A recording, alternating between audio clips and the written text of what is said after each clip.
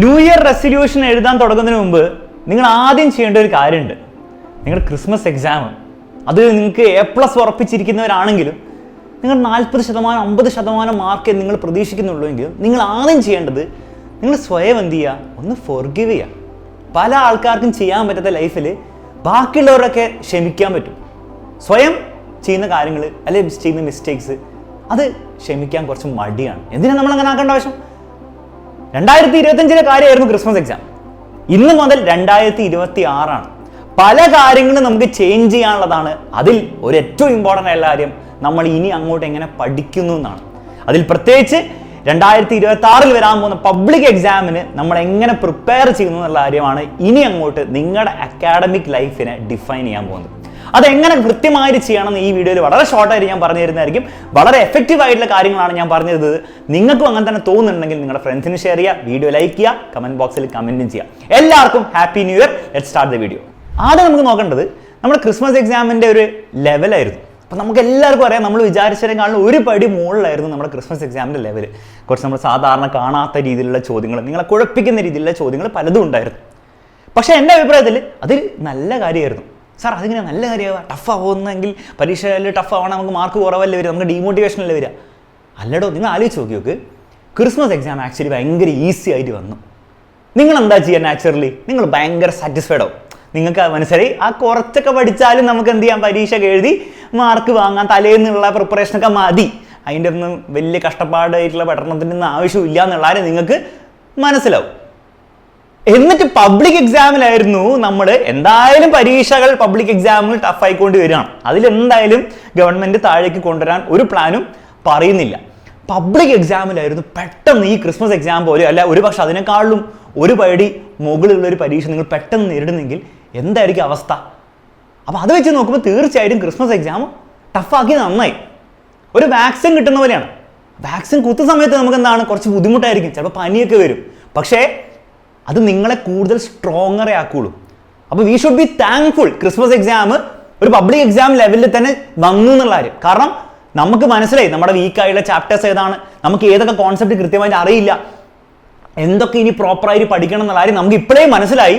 ഇനി അങ്ങോട്ട് 2 മാസം നന്നായിട്ട് പഠിച്ചു കഴിഞ്ഞാൽ പബ്ലിക്കിൽ നമുക്ക് എന്ത് ചെയ്യാൻ പറ്റും, നന്നായിട്ട് പൊളിക്കാൻ പറ്റും. അപ്പോൾ ആ ഒരു കൃത്യമായുള്ള റിയാലിറ്റി ചെക്ക് ഈ ക്രിസ്മസ് എക്സാം ടഫ് ആയതുകൊണ്ട് തന്നെയാണ് നമുക്ക് കിട്ടിയത്. അപ്പോൾ ആ ഒരു കാര്യത്തിന് ഒരു സെൻസിൽ നമ്മൾ താങ്ക്ഫുൾ ആയിരിക്കണം എന്നുള്ള കാര്യം നിങ്ങൾ മനസ്സിലാക്കുക. രണ്ടാമത് മനസ്സിലാക്കേണ്ട കാര്യം, നിങ്ങളുടെ കിട്ടാൻ പോകുന്ന ക്രിസ്മസ് എക്സാമിൻ്റെ മാർക്ക് ആ മാർക്കായിരിക്കില്ല നിങ്ങൾ പബ്ലിക് എക്സാമിൽ കിട്ടാൻ പോകുന്നത്.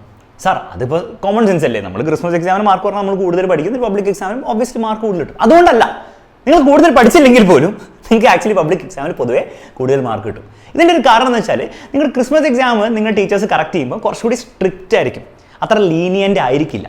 കാരണം ടീച്ചേഴ്സിന് ഒരു പേടി ഉണ്ടാവും. നിങ്ങൾക്ക് കുറേ മാർക്ക് അങ്ങോട്ട് വാരിക്കോരി തന്നു കഴിഞ്ഞാൽ പിന്നെ നിങ്ങൾക്ക് ഓവർ കോൺഫിഡൻസ് കാരണം നിങ്ങൾ പഠിക്കില്ല എന്നുള്ളൊരു പേടി ഉള്ളതുകൊണ്ട് തന്നെ പൊതുവേ ടീച്ചേഴ്സ് മാർക്ക് കുറച്ചാണ് ഇടാറ്. അത് നിങ്ങളോട് ദേഷ്യം ഉള്ളതുകൊണ്ടൊന്നും അല്ല, നിങ്ങളൊന്ന് പഠിച്ചോട്ടെ, ഒന്ന് സീരിയസ് ആയിക്കോട്ടെ എന്ന് വിചാരിച്ചുകൊണ്ടാണ്. അപ്പോൾ അതുകൊണ്ട് തന്നെ നിങ്ങൾ ചിലപ്പം വിചാരിക്കുന്ന ചിലപ്പം ഒരു 40 മാർക്കിൽ ഒരു 32 അല്ലെങ്കിൽ ചിലപ്പോൾ 28 കിട്ടണമെന്നായിരിക്കും നിങ്ങൾ വിചാരിക്കുന്നുണ്ടാവാം. ചിലപ്പോൾ നിങ്ങൾ അതിനുള്ള എഴുതിയിട്ടുണ്ടാവും. ടീച്ചർ ചിലപ്പോൾ എന്താണ്, ചിലപ്പോൾ 32 വരും, ചിലപ്പോൾ ഒരു 27 28 വരും, ചിലപ്പോൾ ഒരു 23 ഒക്കെ തരാൻ ചാൻസ് ഉണ്ട്. അത് നിങ്ങൾ എന്ത് ചെയ്യണ്ട, ഓവർ സീരിയസ് ആയിട്ട് എടുക്കണ്ട. അത് അങ്ങനെയാണ്, അത് നല്ലൊരു കാര്യം കൂടിയാണ്. കാരണം നമുക്ക് മാർക്ക് ഓവർ കിട്ടിയാൽ നമുക്ക് ഓവർ കോൺഫിഡൻസ് വരും. മാർക്ക് കുറച്ച് കിട്ടുമ്പോഴല്ലേ നമുക്കൊരു ഫൈറ്റ് ചെയ്യാനുള്ള ഒരു സ്പിരിറ്റ് കിട്ടുക. അപ്പോൾ അതുകൊണ്ട് തന്നെ ക്രിസ്മസ് എക്സാമിന് പേപ്പർ കിട്ടുമ്പോൾ നിങ്ങൾ ഓവർ ഡൗൺ ആവരുത്. മാത്രമല്ല, നിങ്ങൾ ഓൾറെഡി എക്സ്പെക്ട് ചെയ്യുന്നതിനേക്കാളും ഒരു 5 മാർക്കെങ്കിലും എന്തായാലും കുറയുന്നുള്ള കാര്യം വിചാരിച്ച് വേണം പരീക്ഷാ പേപ്പർ വാങ്ങാൻ പോകാൻ. അങ്ങനെ വാങ്ങാൻ പോകുമ്പോൾ നിങ്ങൾക്ക് ഓവർ എന്താ ഉണ്ടാവില്ല, ഒരു ടെൻഷനോ ആങ്സൈറ്റിയോ ഉണ്ടാവില്ല. ആ ഒരു കാര്യം നമ്മൾ ശ്രദ്ധിക്കണം. പക്ഷെ അതേസമയം റിയാലിറ്റി എന്താണ്, 40 മാർക്കിൽ 23 മാർക്കാണ് നിങ്ങൾക്ക് ഇപ്പോൾ കിട്ടുന്നതെങ്കിൽ നമുക്ക് ഹാർഡ് വർക്ക് ചെയ്യാനുണ്ട്. എല്ലാം പേപ്പർ സ്ട്രിക്റ്റ് ആയിട്ട് കറക്റ്റ് ചെയ്യുന്നതുകൊണ്ടാണ് മാർക്ക് കുറഞ്ഞതെന്ന് പറഞ്ഞ ഒരൊറ്റ കാര്യത്തിൽ നമുക്ക് എന്ത് ചെയ്യാൻ പറ്റില്ല, ഇട്ടിട്ട് ഞാനിങ്ങനെ തന്നെ പോകുള്ളൂ എന്ന് പറയാൻ പറ്റില്ല. നമുക്ക് കുറേ കാര്യങ്ങൾ ഇമ്പ്രൂവ് ചെയ്യാനുണ്ട്. ആ കാര്യങ്ങൾ നമ്മൾ ഇമ്പ്രൂവ് ചെയ്യാൻ വേണം. അടുത്ത കാര്യമാണ്, ഇനി അങ്ങോട്ട് എങ്ങനെ പഠിച്ചാലാണ് നമുക്ക് പബ്ലിക് എക്സാമിന് നല്ലൊരു മാർക്ക് നേടാൻ പറ്റുക. അപ്പോൾ ഇവിടെ നിങ്ങൾ പല കുട്ടികളും ഉണ്ടാക്കുന്ന മിസ്റ്റേക്ക് എന്താണെന്ന് വെച്ച് കഴിഞ്ഞാൽ, വീണ്ടും പബ്ലിക് എക്സാം കുറേ സമയമല്ലേ, മെല്ലെ പഠിക്കാം, കോൺസെപ്റ്റ് ഒക്കെ മനസ്സിലാക്കി മെല്ലെ പഠിക്കാം എന്നുള്ള ആ ഒരു പഠിച്ചെടുക്കാം എന്നുള്ളൊരു മൂഡിലാവും. അപ്പോൾ 2 മാസമേ ബാക്കിയുള്ളൂ. ഈ 2 മാസം ഇങ്ങനെ നടക്കാനോ അല്ലെങ്കിൽ ജോഗ് ചെയ്യാൻ വേണ്ടിയുള്ള സമയമല്ല, ഇനി സ്പ്രിന്റിങ്ങേ ഉള്ളൂ, ഓട്ട മത്സരമാണ്. അപ്പോൾ ആ ഓട്ട മത്സരത്തിന് വേണ്ടിയിട്ട് വേണം നിങ്ങൾ പ്രിപ്പയർ ചെയ്യാൻ വേണ്ടി.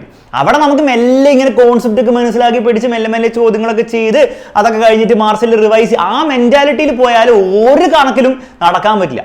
അപ്പൊ മൂട്ടില് തീ പിടിച്ച പോലെ വേണം ഇനി അങ്ങോട്ടുള്ള പഠനം. അപ്പൊ അത് നിങ്ങൾക്ക് പല രീതിയിലും ചെയ്യാം, പക്ഷെ ഒരു സ്ട്രക്ചേർഡ് ആയിട്ടുള്ള രീതിയിൽ. കാരണം നമുക്ക് ഇവിടെ ട്രയൽ ആൻഡ് എറർ കളിക്കാൻ പറ്റില്ല. ഒരു കാര്യം ചെയ്തു ശരിയായില്ല പിന്നെ വീണ്ടും ചെയ്തു, ആ ഒരു പരിപാടി നമുക്ക് എടുക്കാൻ പറ്റില്ല ഇനി അങ്ങോട്ട്. അപ്പോൾ ഒരു പ്രോപ്പർ ആയിട്ടുള്ള സ്ട്രക്ചർ നിങ്ങൾക്ക് വേണം. അപ്പോൾ അത് പല രീതിയിൽ നിങ്ങൾക്ക് ചെയ്യാം. അതിൽ ഏറ്റവും സിമ്പിൾ ആയിട്ട് രീതിയിൽ ഞാൻ വളരെ ഓണസ്റ്റ്ലി പറയുകയാണെങ്കിൽ നമ്മുടെ റിവിഷൻ ബാച്ചിൽ നമ്മൾ ജോയിൻ ചെയ്യുക, അടിപൊളിയായിട്ട് നമ്മൾ പഠിക്കുക. ഓൾറെഡി നമ്മുടെ ബാച്ചിലെ ക്ലാസ് സ്റ്റാർട്ട് ചെയ്തിട്ടുണ്ട്. 1000 കണക്കിന് കുട്ടികൾ അതിൽ പഠിച്ചുകൊണ്ടിരിക്കുന്നുണ്ട്. വളരെ സ്ട്രക്ചേർഡ് ആയിട്ട് ടൈം ടേബിൾ വെച്ച് റിവിഷൻ ക്ലാസ് വെച്ച് എക്സ്ട്രാ ക്വസ്റ്റിന് വേണ്ടി എല്ലാ മെറ്റീരിയലും വെച്ചിട്ടാണ് പ്രോപ്പറായിട്ട് പഠിക്കുന്നത്. അപ്പോൾ നിങ്ങൾ അതിന്റെ ഭാഗമാവുകയാണെങ്കിൽ അതിന്റെ ഗുണം എന്ന് വെച്ച് കഴിഞ്ഞാൽ നിങ്ങൾ കുറെ ചിന്തിക്കേണ്ട. എന്ത് പഠിക്കുന്ന കാര്യം നിങ്ങൾ ചെയ്യണം, പക്ഷെ നിങ്ങൾ എങ്ങനെ പഠിക്കണം, എന്ത് പഠിക്കണം, എവിടെ പഠിക്കണം, എന്ത് ഉപയോഗിക്കണം, ഏത് ക്വസ്റ്റ്യൻ ചെയ്യണം, നിങ്ങൾ ചിന്തിക്കേണ്ട ആവശ്യമില്ല. യു ക്യാൻ ജസ്റ്റ് ആ ട്രെയിനിൽ കയറിയാൽ മതി. ആ ട്രെയിൻ നിങ്ങളെ കൊണ്ടുപോയിക്കോളൂ നിങ്ങളുടെ പബ്ലിക് എക്സാം വരെ സൂപ്പറായിട്ട്. അതിൽ അനാവശ്യമായുള്ള സ്റ്റോപ്പുകൾ നിർത്തൂല്ല, അനാവശ്യമായുള്ള ആൾക്കാർ നിങ്ങൾ സംസാരിക്കുന്നില്ല. നിങ്ങൾ പഠിച്ചാൽ മാത്രം മതി. അങ്ങനൊരു കാര്യം, ട്രെയിൻ ഓൾറെഡി സ്റ്റാർട്ട് ചെയ്തു, പക്ഷെ ഡോർ എപ്പോഴും തുറന്ന് കിടപ്പുണ്ട്. ചാടി വേണം കയറിക്കൂടാം. ഓക്കെ, റെക്കോർഡ് ക്ലാസ് എന്തെങ്കിലും ബാക്കിയുണ്ടെങ്കിൽ പെൻഡിങ് ആയിട്ടുള്ള അതൊക്കെ കണ്ട് പഠിക്കുക, സൂപ്പറായിട്ട് പോവാം. ഇനി നിങ്ങൾ ബാച്ചിൽ ജോയിൻ ചെയ്യുന്നില്ല ഇതൊക്കെ നിങ്ങൾക്ക് ചെയ്യാവുന്നതാണ്. പക്ഷേ ഭയങ്കര ട്രയൽ ആൻഡ് എറർ രീതിയിൽ നിങ്ങൾ പോകേണ്ടി വരും. അങ്ങനെ പോകുമ്പോഴത്തേക്കും ചിലപ്പോൾ ഒരു പക്ഷേ സമയം കുറേ അങ്ങോട്ട് പോകാൻ ചാൻസ് ഉണ്ട്. അപ്പോൾ അതുകൊണ്ട് തന്നെ ഏത് വേണം നിങ്ങൾ ചൂസ് ചെയ്തോളൂ, ബാച്ചോ നോ ബാച്ചോ, ഇറ്റ്സ് യുവർ ചോയ്സ്. പക്ഷേ ഇനി അങ്ങോട്ട് ഒരു 1-ാം തീയതിയോ അങ്ങോട്ടൊരു തിങ്കളാഴ്ചയോ അതിനൊന്നും വേണ്ടി വെയിറ്റ് ചെയ്തിരിക്കാൻ നമുക്ക് സമയമില്ല. 1000 കണക്കിന് കുട്ടികൾ ഓൾറെഡി പഠിച്ചു തുടങ്ങിയിട്ട് സീരിയസ്ലി. നമ്മുടെ റിവിഷൻ ബാച്ച് തുടങ്ങാൻ വേണ്ടി ന്യൂ ഇയർ ആയിക്കോട്ടെ 1-ാം തീയതിക്ക് സ്റ്റാർട്ട് ചെയ്യാമെന്ന് വിചാരിച്ചില്ല. നമ്മൾ നേരത്തെ തന്നെ സ്റ്റാർട്ട് ചെയ്തു. ക്രിസ്മസ് എക്സാം കഴിഞ്ഞ നമ്മൾ പണി തുടങ്ങി. കാരണം അത്രയും കുട്ടികൾ പഠിക്കാൻ വേണ്ടി വെയിറ്റ് ചെയ്തിരിക്കുകയാണ്. അപ്പോൾ ഇനിയും അങ്ങോട്ട് ഒരു പോസ്റ്റ്പോൺമെന്റ് നമുക്കില്ല എന്നുള്ള റിയാലിറ്റി കൂടി മനസ്സിലാക്കുക. ഇന്ന് തന്നെ പഠിക്കാനുള്ള തീരുമാനം എടുക്കുക, ഇന്ന് തന്നെ പഠിച്ചു തുടങ്ങുക. ലാസ്റ്റ് കാര്യം നിങ്ങൾ മനസ്സിലാക്കേണ്ടത് 2025 നിങ്ങൾ ഉണ്ടാക്കിയ മിസ്റ്റേക്സ് ആയിക്കോട്ടെ, നിങ്ങൾ ചെയ്യാത്ത കാര്യങ്ങളായിക്കോട്ടെ, നിങ്ങളുടെ റിഗ്രറ്റ്സ് ആയിക്കോട്ടെ, എല്ലാം 2025 കാര്യങ്ങളാണെന്നുള്ള കാര്യം മനസ്സിലാക്കുക. ഇനി അങ്ങോട്ടൊരു പുതിയ വർഷമാണ്. പുതിയ നിങ്ങളെ വാർത്തെടുക്കാൻ പറ്റിയ, റിയലായി വാർത്തെടുക്കാൻ പറ്റിയൊരു വർഷമാണ്. എനിക്കൊക്കെ ഓർമ്മയുണ്ട്, ഞാൻ 10ാം ക്ലാസ്സിൽ പഠിക്കുന്ന സമയത്ത് ഞാൻ ഒരു ആവറേജ് സ്റ്റുഡൻ്റ് എന്നൊക്കെ പറയാം. തട്ടിക്കൂട്ടി പരീക്ഷയൊക്കെ എഴുതി ഇങ്ങനെ പോകുമായിരുന്നു. ഒരു കണക്കിന് നോക്കുകയാണെങ്കിൽ ഫുൾ A+ ഒന്നും കിട്ടുന്ന ലെവലിലല്ല പഠനം പോകുന്നു. പക്ഷെ അവസാനത്തെ ഒരു 2 മാസം അങ്ങനെ എന്തോ പേടി കൊണ്ടായിരിക്കാം, ചിലപ്പോൾ പേരൻസിനെ പേടിയോ അല്ലെ പരീക്ഷയുടെ മാർക്കിനോ എന്തോ ആയിക്കോട്ടെ, ഒരു പഠിത്തം കൂടി പഠിച്ചു ഫുൾ A+ കിട്ടുകയും ചെയ്തു. പക്ഷെ ആ ഫുൾ A+ൽ ഇപ്പം ആലോചിക്കുമ്പോൾ അതിൽ ഏറ്റവും വലിയ ബെനിഫിറ്റ് എനിക്ക് എന്താണ്? +1 അഡ്മിഷൻ. അതിന് വേണ്ടിയിട്ടാണ് ശരിക്കും നമ്മൾ ഫുൾ A+ വാങ്ങുന്നത്, സത്യം പറയാലോ. പക്ഷെ എനിക്കതിനുള്ള ബെനിഫിറ്റ് അതല്ല ഉണ്ടായത്. അന്ന് ഞാൻ ഫുൾ A+ വാങ്ങിയത്, ആ വാങ്ങിയ നിമിഷം എനിക്ക് എന്നെ പറ്റിയുള്ള അഭിപ്രായം മാറി.